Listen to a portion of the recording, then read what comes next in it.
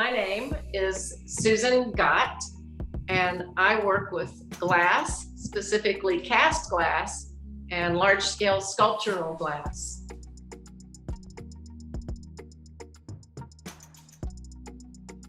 I think I was born an artist.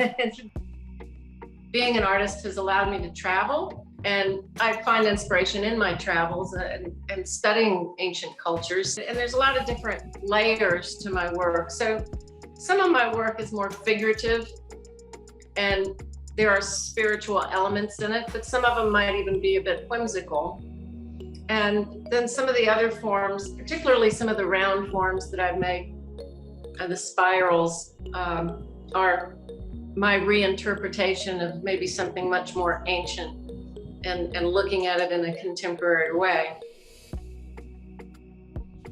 There's been some times in my life where I've either lost people in my life or I've lost touch with people in my life. And I found that making a piece in glass about them or about trying to be in touch with them again reconnected me with them, even though I didn't speak to them again. So it became a spiritual outlet, like a conduit to the other side. And you'll often find the concentric rings stamped into the glass, which when the light shows on it, it creates these ripple effects and optics in the glass that speak to me about spirit, like nothing else does. The quality of light presents itself as that connection to spirit. So it's all of those things.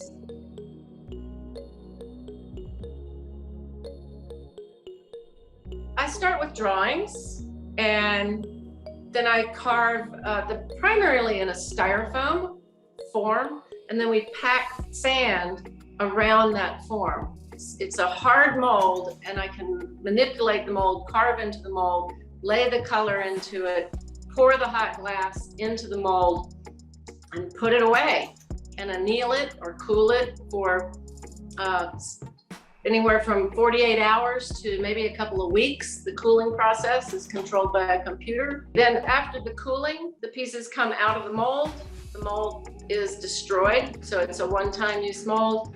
And we grind and polish the surfaces using different diamond tools, wet belt sanders, grinders. So there's a lot of finish work that you don't see behind the scenes, the grinding, polishing of the glass, especially with the cast glass, because it opens up the windows so you can see into the piece. There is definitely a lot of excitement in the making of the glass, the pouring, the intensity, the heat, the color.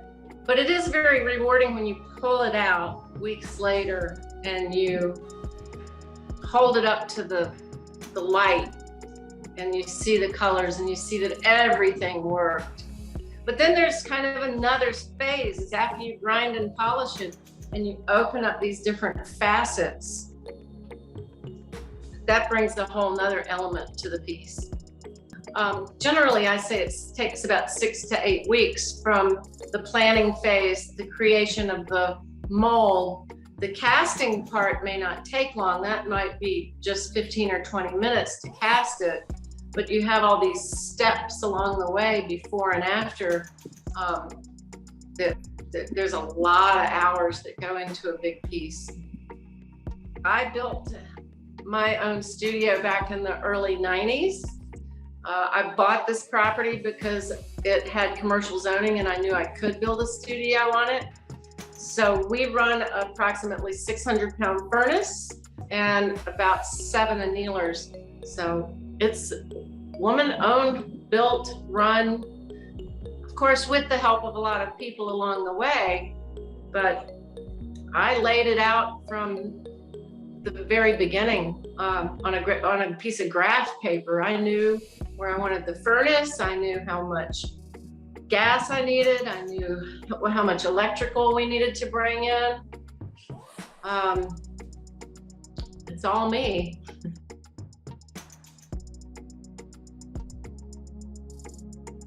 One of them is called Calendar Wheel. and it is actually inspired by my trips to Mexico. It's a cast glass disc, round, and it has actually the interpretation of the Mayan glyphs, the Mayan calendar carved around the outside edges with moons and stars and spirals through the piece. But it's inspired by going to the Mayan ruins. In the ball courts, they would have these giant stone discs, and they would play a game where they would try to get the rubber ball through that hole. And to me, that always, it became like this interesting iconic metaphor that they would do it in stone. And it wasn't just a ball game for them.